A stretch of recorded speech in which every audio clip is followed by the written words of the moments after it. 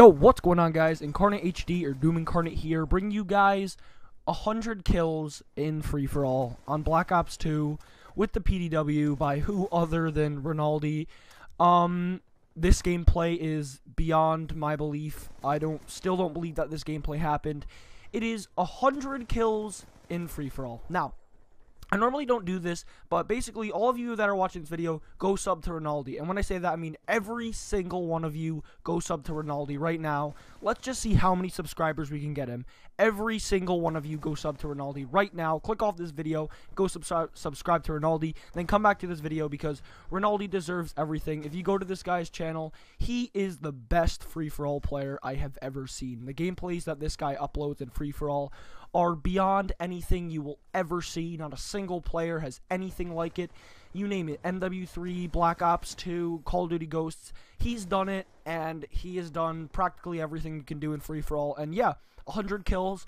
Now, I know a lot of comments will say, you can't get 100 kills in free-for-all, it only goes up to 30. Well, basically what he does is he gets 29 kills, backs out, joins the same game by joining one of his recent players, and he keeps doing that over and over again until he finally gets 100 kills.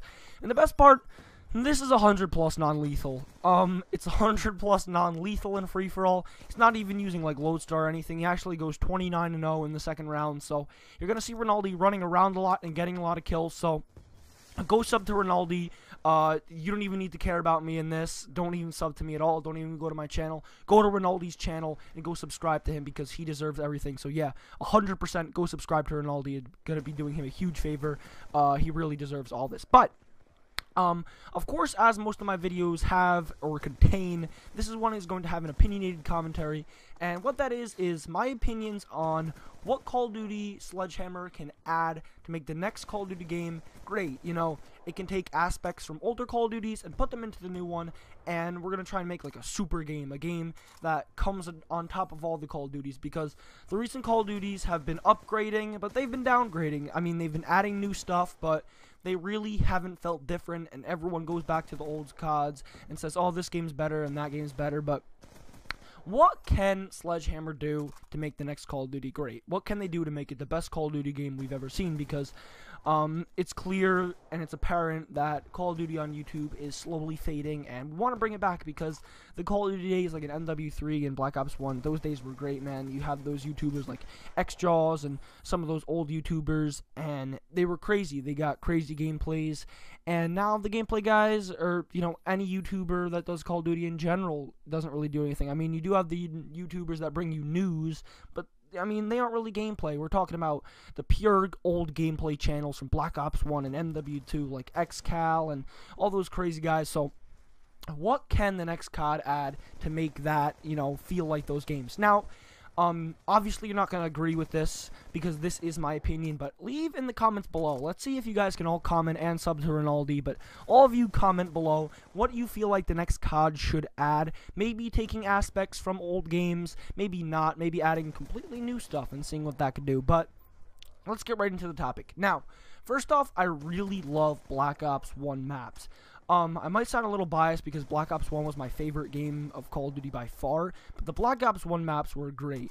Not only were they, you know, they looked great, I mean, they were so detailed for a game that came out in, what, like 2010 or 2011. The maps were big, but they played well. Maps like Crisis, I mean, they weren't too great. A lot of people didn't like Crisis. But in Ground War, I mean, it was pretty playable. It wasn't like, there was no map that really came up in Black Ops 1 for me that was like, oh, this map. I mean, even MW3, which is a game that I loved, I wasn't too thrilled when Outpost or fucking any other map came into the rotation that I didn't normally play. Like, normally in Call of Duties, like Ghost, we have like, oh, Strike Zone and Whiteout. Once those maps comes out, those are the only maps that I'll play. And a lot of people are like that. They'll only play certain maps. And when maps like Siege and Stonehaven and Stormfront come up, we just back out because we straight up don't want to play them. But in old CODs like MW2 and Black Ops 1, I really can't pinpoint a map that I saw that really made me want to back out. Yes, some Infinity Ward DLC made you, you know, shake your head and like, why would they add this? But overall, the maps in the vanilla game, they were great. I mean, I really enjoyed them, and there was no real map that I backed out for, and I mean, that was great. Alright, now, second of all, I feel like adding stopping power wouldn't be too bad of an idea, but you need to put it in the same slot as the stealth perk, and once again, revert it back to 3 perks. Now, ever since Call of Duty Black Ops 2, we've had the ability to have more than 1 perk, or more than 3 perks on our starting class. Now, obviously in MW3, you had Specialist, which allowed you to get more perks as you progress through the kill streaks, but in games like Black Ops 2 and Call of Duty Ghost, you can start out with more than 3 perks and even less than 3 perks if you decide to. Now, a lot of people say, oh, this is great, you can customize your loadout more, but I feel like it changes the game too much. Now, obviously in Black Ops 2, there was a pretty standard setup: Hardline, Scavenger, Tac Mask, and, you know, whatever other perks they'd run. Everyone ran that. But, yeah, people could run around with knives and everything with all the perks, but I just feel like the game got too advanced, and it just didn't really add anything. I feel like it made the game more stupid, because people could run stealth perks and they could run flak jacket, and it just really was stupid. And I just feel like reverting back to a 3 perk system with specialists still would be a great idea in games like MW3 and stuff. So now why I feel like bringing back stopping power would actually be a good idea: you see a lot of people in games like MW3 run, you know, Assassin. Now, obviously Assassin is a pretty useful perk. I mean, you can't be seen on the enemy's radar, and it seems like a good idea to run, but it gets really annoying because it's practically invisibility, because people can always sit in a corner and just abuse it. But the noobs would always run Assassin, right? But in MW2, I think it was Cold-Blooded, the perk that kept you off the radar. It was in the same slot as stopping power, but as those noobs read the perk descriptions, they saw they could either get more bullet damage or not be seen on the radar. Now, what would you pick?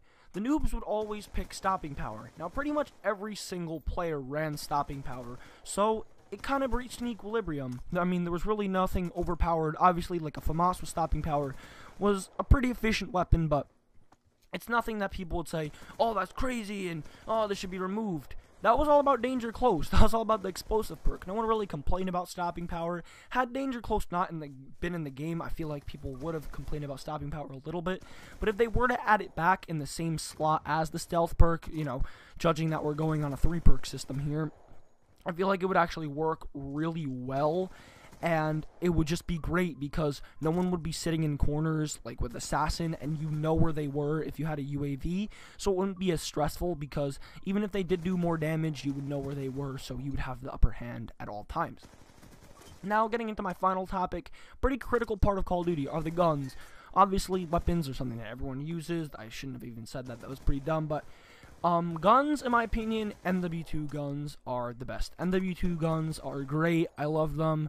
The ACR, the FAMAS, the UMP, every gun was usable. I mean, you could use practically every single gun and do well with it, which is something that Call of Duty lacks today. If you look at games like BO2, the MSMC, the AN-94, the FAL, those were the gameplay guns. Those were the guns that everyone used. Those were the guns that everyone killed you with, and that was that. No one used anything different. There was no variety. Every game felt the same because everyone just ran around with those guns, and it was nothing different. Every game felt the same, but in MW2, everyone used the guns, because with stopping power, pretty much, they all reach an equilibrium. They'd all kill in like 2 bullets or 3 bullets, and it wouldn't be bad. Everyone would have a good time. I know some people hate MW2. I'm not a huge fan of it, but the guns in that game were great. I'm going to be the first to admit it. Had the noob tubes not been in it, it would have by far been a perfect Call of Duty. The noob tubes get just so annoying. The guns kill extremely fast, but I feel like in Ghost they kill at the same speed, and the connection in that game was great, and there really just didn't seem to be many flaws with it. That was the fan favorite Call of Duty. Obviously, everyone always talks about how much they love MW2, but this gameplay is actually going to wrap up in a few. Hopefully you guys enjoyed the world's first 100 kills in free-for-all using the PDW post-patch. Obviously, this game's over a year old, but my name is Incarnate, or Incarnate HD. Subscribe to Rinaldi. That is the one thing I ask of you, besides commenting your opinions on what can make COD better. Subscribe to Rinaldi. Let's see how many subs we can get him, because I really want to see his reaction, because Rinaldi's a really cool dude. And yeah, there you go, guys. 100 kills in free-for-all. My name is Incarnate, or Incarnate HD, and I'm out. Peace.